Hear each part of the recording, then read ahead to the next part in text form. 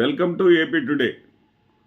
ఎన్నికల ప్రచారంలో భాగంగా నారా లోకేష్ గారు గోదావరి జిల్లాల పర్యటనలో వాలంటీర్లపై తీవ్రమైన వ్యాఖ్యలు చేస్తూ ఖబర్దార్ జాగ్రత్త, వచ్చేది మా ప్రభుత్వం వచ్చిన వెంటనే మా కార్యకర్తలు చెప్పిన వాళ్ళకే పెన్షన్లు ఉంటాయి, ఇక విధి విధానాలు మా కార్యకర్తలే నిర్ణయిస్తారు, మా కార్యకర్తలు ఎవరికి చెప్తే వాళ్ళకే పెన్షన్లు ఇస్తాం అని చెప్పారు. చెప్పిన విధంగానే పరిపాలన జరుగుతూ ఉంది. ఈ రోజున చాలా స్పష్టంగా అర్థమవుతూ ఉంది ఈ పరిపాలన తీరు. అదేవిధంగా మరి అచ్చెన్నాయుడు గారు ఆయన మంత్రిగా ప్రమాణ స్వీకారం చేయకముందో చేసిన తర్వాత సబ్జెక్ట్ కరెక్షన్ ఆయన అనేశాడు, మీరు పచ్చబిళ్ళ పెట్టుకొని తెలుగుదేశం పార్టీ కార్యకర్తలాగా మీరు ఆఫీసులోకి వెళ్ళండి, మీకు కుర్చీ వేసి టీ ఇచ్చి మరీ మీరు వచ్చిన పని చేసి పెడతారు అన్నారు. మరి దాదాపుగా అదే రకమైనటువంటి పరిపాలన ఇప్పుడు సాగుతూ ఉంది. విధి విధానాలతో పని లేదు, అర్హత అనర్హతలతో పని లేదు, మరి పద్ధతి లేదు, పాడు లేదు. ఆ వ్యక్తి వచ్చినటువంటి వ్యక్తి తెలుగుదేశం పార్టీ వ్యక్తి అయితే చాలు. తెలుగుదేశం పార్టీ సామాన్య కార్యకర్త అయినా సరే ఆయన చెప్పింది చేయాల్సిందే. ఈ రోజున పెన్షన్లు జగన్మోహన్ రెడ్డి గారి హయాంలో ఇక్కడ ఒక విషయం మనం చెప్పుకోవాలి. ముందుగా సూపర్ 6 అని హామీలు ఇచ్చారు.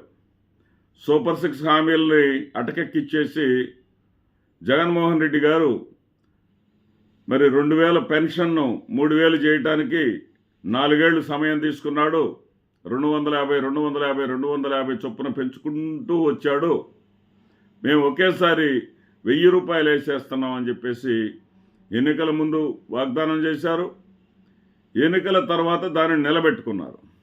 కానీ ఇక్కడే ఉన్నది మతలబ్బంతా. అదే తెలుగుదేశం పార్టీ కార్యకర్తల చేత ఆ పెన్షన్లన్నీ దొంగ పెన్షన్లు ఉన్నాయని, వైఎస్ఆర్సీపీ హయాంలో వికలాంగ పెన్షన్లు సృష్టించి అదేవిధంగా వయసు నిర్ధారణ కూడా తప్పుడు నిర్ధారణలతోటి వృద్ధాప్య పెన్షన్లు కూడా దొంగ పెన్షన్లు ఉన్నాయని చెప్పేసి వాటి మీద విచారణ జరిగి తీరాలని, దాదాపు 20% వరకు దొంగ పెన్షన్లు ఉన్నాయని, దాదాపు 2000 కోట్ల రూపాయల వరకు నష్టం జరుగుతూ ఉందని, 5 ఏళ్లలో ప్రభుత్వ సొమ్ము దుర్వినియోగం అవుతుందని 2800 కోట్ల వరకు వీళ్ళు సన్నాయి నొక్కులు మొదలుపెట్టారు. ఇప్పటికే 66 లక్షలు కాస్త మరి తాజాగా 64 లక్షలకు చేరినట్టు వినికిడి. ఇవే కాదు, నాదెండ్ల మనోహర్ గారు చెప్పారు ఇంకా తొలగించాల్సిన 6 లక్షల పైగా ఉన్నాయని. అంటే వీళ్ళందరూ ఏం చేస్తున్నారంటే, ఈ రోజున తెలుగుదేశం పార్టీ వాళ్ళు ఒక సామాన్య కార్యకర్త అయినా సరే నీకు పెన్షన్లో పేరు చేరుస్తాం, వృద్ధాప్య పెన్షన్లో పేరు చేర్చాలంటే నువ్వు మాకు ఒక 10,000 ఇవ్వు చాలు అని చెప్పేసి ఆ 10,000 రూపాయలు తీసుకొని సదరు పేరుని ఎక్కించమని చెప్పేసి సంబంధిత అధికారుల దగ్గరికి వెళ్తే చచ్చినట్టు ఎక్కించాల్సిందే, ఎక్కిస్తూ ఉన్నారు. అదేవిధంగా ఈ యొక్క వృద్ధాప్య పింఛన్లు ఏజ్ నిర్ధారణ అనేది, వయసు నిర్ధారణ అనేది ఆధార్ కార్డులో చేంజ్ చేయటం అనేది కొంచెం కష్టసాధ్యంగా ఉంటుంది. కాబట్టి వికలాంగ పెన్షన్స్ ఆ వికలాంగ పెన్షన్లు ఉన్నాయే వాటిని తేలిగ్గా మార్చివేయవచ్చు. ఎందుకంటే ఆయన చెప్పినట్టుగా, అచ్చెన్నాయుడు చెప్పినట్టుగా తెలుగుదేశం పార్టీ కార్యకర్త వెళ్ళి ఈ యొక్క సర్టిఫికెట్ ఇవ్వమంటే జిల్లా వైద్య అధికారి అయినా సరే సర్టిఫికెట్ ఇవ్వాల్సిందే. ఆ రకంగా సర్టిఫికెట్లు ఇస్తూ మరి అంగవైకల్యానికి సంబంధించినటువంటి ఇప్పుడు కంటి చూపు కనపడదు, దాంట్లో ఫిజికల్గా అర్థమయ్యేదేమి ఉండదు, ఇచ్చేయటమే సర్టిఫికెట్. కిడ్నీ సంబంధించినటువంటి జబ్బు ఉందంటే ఉంది, ఇచ్చేయటమే సర్టిఫికెట్. ఈ రకంగా దందాగిరి నడుస్తూ ఉంది రాష్ట్రమంతా, ఆంధ్రప్రదేశ్ రాష్ట్రమంతా. పెన్షన్లను గత ప్రభుత్వ హయాంలో ఉన్నటువంటి, గత ప్రభుత్వ పార్టీకి చెందినటువంటి వాళ్ళను సూపర్ 6 హామీలు ఇవ్వకపోగా ఈ యొక్క పెన్షన్ల భారాన్ని కూడా తగ్గించుకొని ఆ ఇచ్చే కొద్ది పెన్షన్లు కూడా తెలుగుదేశం పార్టీకి చెందిన వారికి మాత్రమే ఇవ్వడం. మరి ఇతర పార్టీల్లో ఉంటే, అంటే ముఖ్యంగా వైఎస్ఆర్సీపీలో ఉంటే కనీసం పెన్షన్ కూడా రాదనే భయంతో వాళ్ళు కూడా తెలుగుదేశం పార్టీలో చేరే విధమైనటువంటి అప్రజాస్వామికమైనటువంటి, నీచమైనటువంటి, దుర్మార్గమైనటువంటి పరిపాలన రాష్ట్రంలో సాగుతూ ఉంది. ఇదేమి నేను మాటల్లో చెప్పేది కాదు, క్షేత్రస్థాయిలో అనేక విషయాలు, ఉదంతాలు తెలుసుకున్న తర్వాత నేను మాట్లాడుతూ ఉన్నాను. చాలామందికి పెన్షన్, కొత్తగా పెన్షన్దారులకు ఇస్తామని చెప్పి 10,000 రూపాయలు తీసుకున్న వాళ్ళు, ఇచ్చిన వాళ్ళు నాకు ఇచ్చినటువంటి ఇన్ఫర్మేషన్ ప్రకారం నేను చెప్తా ఉన్నాను. ఇది వీళ్ళ పరిపాలనా తీరు. అంటే ఏదైతే వైఎస్ఆర్సీపీ వాళ్ళు 66 లక్షల మందికి, ప్రభుత్వంలో 66 లక్షల మందికి పెన్షన్లు ఇచ్చారో అదే ఖర్చుతోటి, సంవత్సరానికి అయ్యేటటువంటి అదే ఖర్చుతోటి 1000 రూపాయలు పెంచినప్పటికీ కూడా అంతకన్నా తక్కువ ఖర్చుతోటి మాత్రమే పెన్షన్లు ఇవ్వాలనేది తెలుగుదేశం పార్టీ ప్రభుత్వ పెద్దల లోపాయకారి నిర్ణయం. దానికి కార్యకర్తలను వాడుకుంటా ఉన్నారు. అందులో కూడా ఆ తగ్గించినటువంటి పెన్షన్లో కూడా ఎవరు కూడా తెలుగుదేశం పార్టీకి సంబంధించిన వాళ్ళు నష్టపోకూడదు. కరుడుగట్టిన వైసీపీ వాళ్ళను మొత్తాన్ని తొలగించాలి అనేది ఒక వ్యూహంగా తీసుకొని ముందుకు వెళ్తూ ఉన్నారు. అంతేకాకుండా ఇటీవల అనంతపురంలో జరిగినటువంటి ఒక రెవెన్యూకి సంబంధించినటువంటి ఒక సంఘటన తీసుకుంటే అది వైసీపీ ప్రభుత్వ హయాంలో కూడా జరిగింది. ఏమిటంటే ఒక 100 సంవత్సరాల క్రితం నుంచి రైతులందరూ నడిచేటటువంటి దారి అది.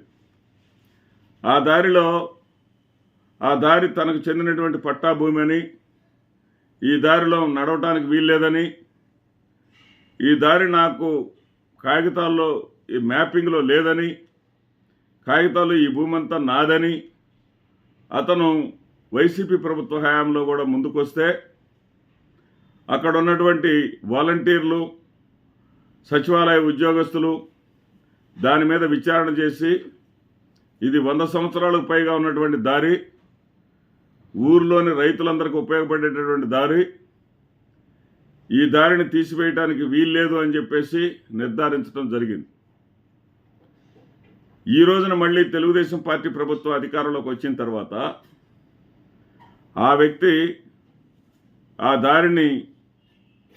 దారి కోసం స్థలాన్ని తన స్థలం వాడుకుంటున్నారని భావించేటటువంటి వ్యక్తి తెలుగుదేశం పార్టీకి చెందినటువంటి ఒక కార్యకర్త, సామాన్య కార్యకర్త దగ్గరికి వెళితే ఇంతమంది రైతుల నోళ్లు కొడుతూ, రైతులకి దారి లేకుండా చేస్తూ, ఏది అచ్చెన్నాయుడు గారు పసుపు బిళ్ళ పట్టుకొని వచ్చిన వాడికి సాయం చేయాల్సిందే, పని చేసి పెట్టాల్సిందే అనేటటువంటి ఆర్డర్లకు అనుగుణంగా ఆ ఎంఆర్ఓ కూడా మరి ఏదైనా తెలుగుదేశం పార్టీకి చెందినటువంటి నాయకుడు వచ్చాడు, కార్యకర్త వచ్చాడు, నేను చేయగలిగేది ఏమీ లేదని చేతులు ఎత్తేశాడు. దాదాపు 80 మంది పైగా రైతులు వెళ్ళి మొరపెట్టుకున్నా సరే నేను చేయగలిగేది ఏమీ లేదు, అవతల పక్క తెలుగుదేశం పార్టీ కార్యకర్త వచ్చి కూర్చున్నాడు, అతను చెప్పినట్లు నేను చేయవలసిందే అన్నాడు. మరి వాస్తవానికైతే సుప్రీంకోర్టు ఎప్పుడో ఆర్డర్ వేసింది. ఇది పొలాలకు వెళ్ళేటటువంటి దారుల విషయంలో మ్యాపింగ్ అవసరం లేదు. ఈవెన్ అన్నదమ్ములకు సంబంధించినటువంటి భూ పంపిణీ అయినా సరే దారి, ప్రతి పొలానికి కూడా దారి చూపించాల్సిందే. గతం నుంచి నడుస్తున్నటువంటి దారులను మూసివేయటానికి వీల్లేదు అని చెప్పేసి దీని గురించి కోర్టులు కూడా ఎక్కాల్సినటువంటి పని లేదు అని ఎప్పుడో సుప్రీంకోర్టు ఆర్డర్స్ జారీ చేసింది. సుప్రీంకోర్టులు అంటే లెక్కలేదు తెలుగుదేశం పార్టీ కార్యకర్తలకు, తెలుగుదేశం పార్టీకి. ఎవరినైనా ఉల్లంఘిస్తాం, మా కార్యకర్తల కోసం మేము ఏమైనా చేస్తాం అనే విధంగా సాగుతుంది ఈ పరిపాలన.